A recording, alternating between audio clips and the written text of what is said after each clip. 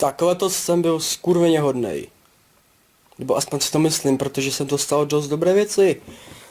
A samozřejmě to jsou věci, které jsou důležité k nahrávání nových her a tím pádem více videí pro vás, takže já doufám, že budete stejně spokojeni jako já a my můžeme jít na unboxování vlastně věcí, co jsem dostal.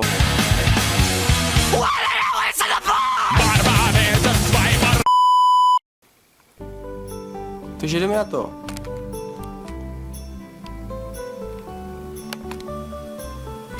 Pojď sem s tím. Já jsem chtěl, víš, tady nalít panáčko vaječňák, aby si mohl připít. Tak mi nalej. Tak já ti naleju. Nalej mi. To tam ale nedávej, jo? To tam nedávat. Nalít. Ne, jako to, tak teď můžeš, teď začni točit na osto, jako že tady máš panáčko. Jo, jasně.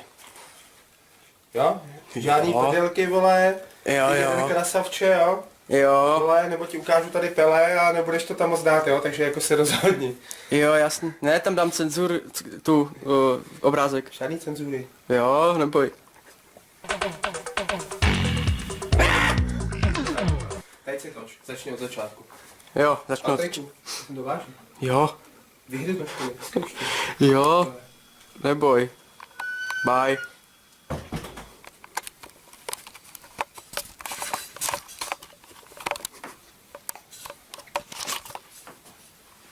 Tak...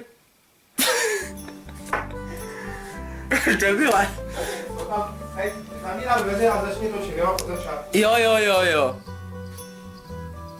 Takže dámy a pánové, přeju vám veselý Vánoce, šťastný nový rok, i když teda nový rok bude za dlouho, nebo za dlouho, za necelý týden, ale prostě přeju vám to už teď, veselé Vánoce.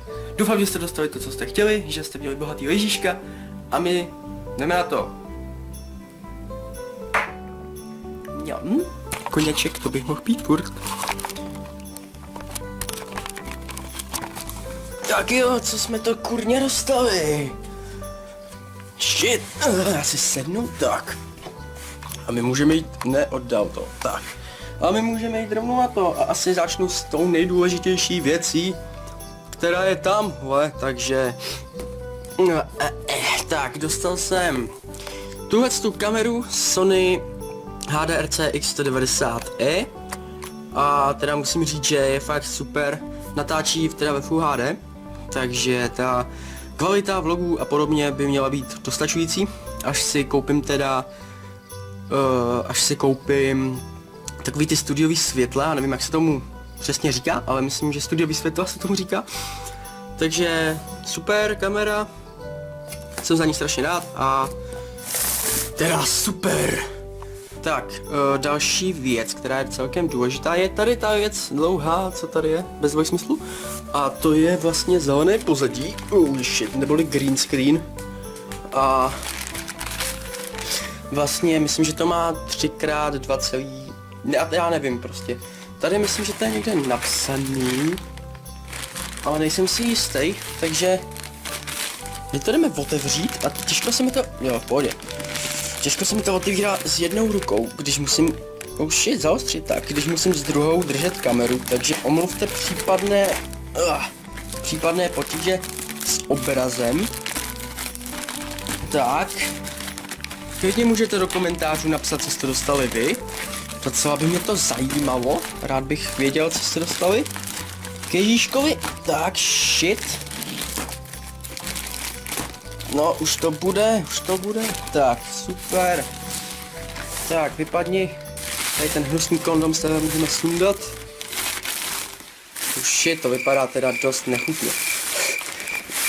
No tak, yes. Jako boss.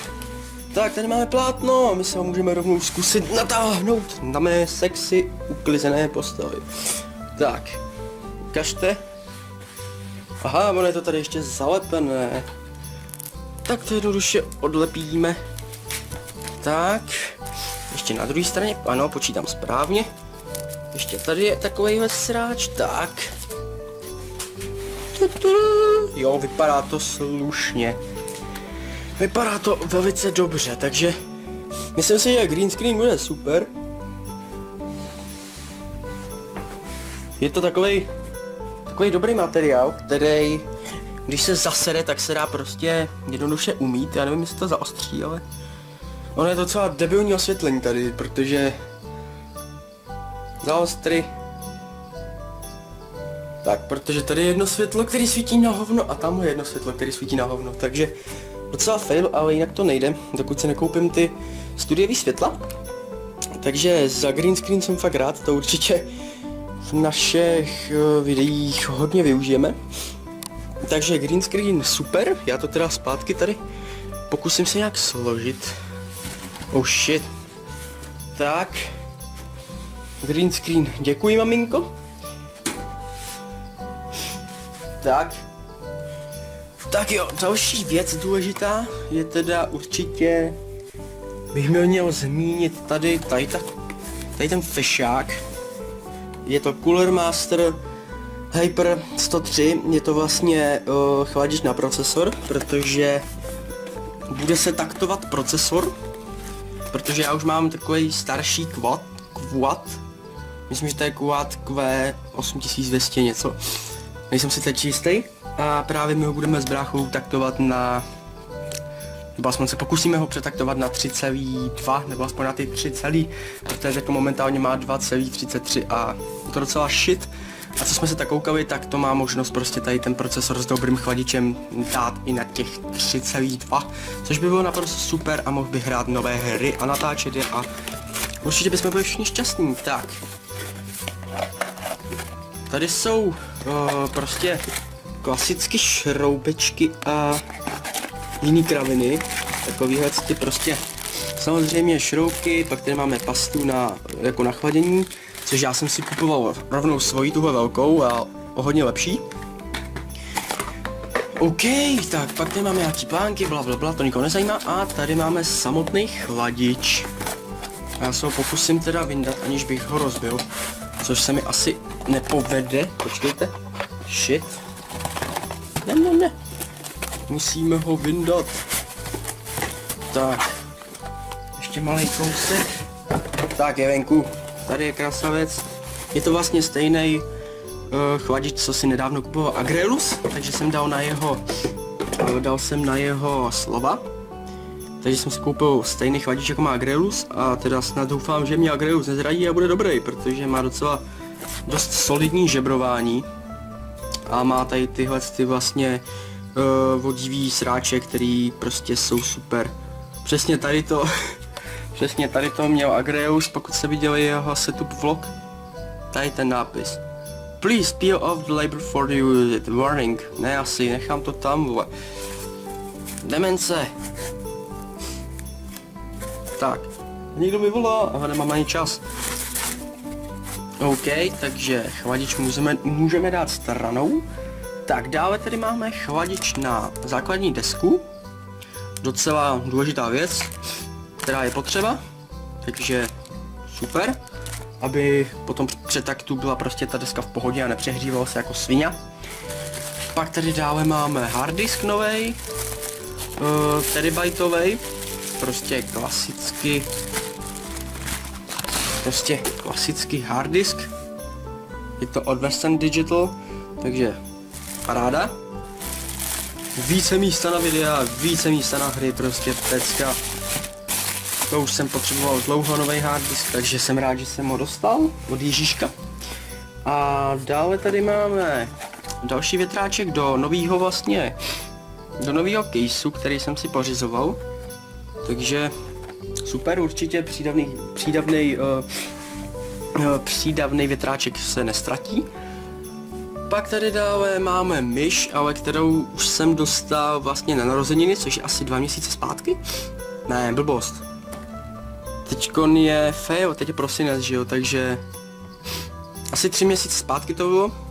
Tak jsem to dal rovnou i k tomu, abyste viděli prostě celkově, co mám za výbavičku v počítači. Takže tuhle tu myš A9 Blazing Gaming Mouse, je to tady ta. Prostě hustá myška. Za dobrý prachy. Shit. Pak tady dále máme klávesnici, která svítí 3 barvama, ano. Prostě klasická kláveska, kterou nemusím ani vyndavat, protože prostě tady jak vypadá, tak fakt vypadá od Connect IT, takže Dobré. Pak tady dále máme case, nový, který jsem si pořizoval. Je to od, myslím, že se to jmenuje Eurocase, je to fakt šitová jakoby značka, co se týče jména, ale prostě jinak je to prostě dobrá značka, akorát s blbým jménem, takže trošku fail, ale jinak jsem spokojený s tím casem, prostě super. Vypadá epicky a pak si ho ještě ukážeme, nebo respektive tady ten vlog bude delší, protože pak ještě vidíte vlastně záběry, jak budeme s bráchou prostě z tohohle starého caseu dávat věci do tohohle nového caseu, takže paráda. Tak dále jsem tady dostal Playboy věci, samozřejmě Playboy sprcháč a šampon v jednom a Playboy VIP spray, což je super. A poslední věc je tady... Je tady tenhle ten sráč z toho ledový, který má trošku Forever Alone zuby, takže to je docela dobrý. No, každopádně ještě ten case vám ukážu, no, takhle z boku. Kurňa, proč se nezaostřuješ tak, dobře. A takhle vlastně z boku, což je vlastně super a má vlastně větráček vzadu, jeden na vývod vzduchu a jeden tady vepředu na jakoby přívod vzduchu, takže vlastně ten vzduch tam cirkuluje a nebude tam takový vedro, což je naprosto paráda. Takže já se s vámi zatím loučím a uvidíme se teda za chvíli, až tam budeme dávat ty věcičky. Takže čus.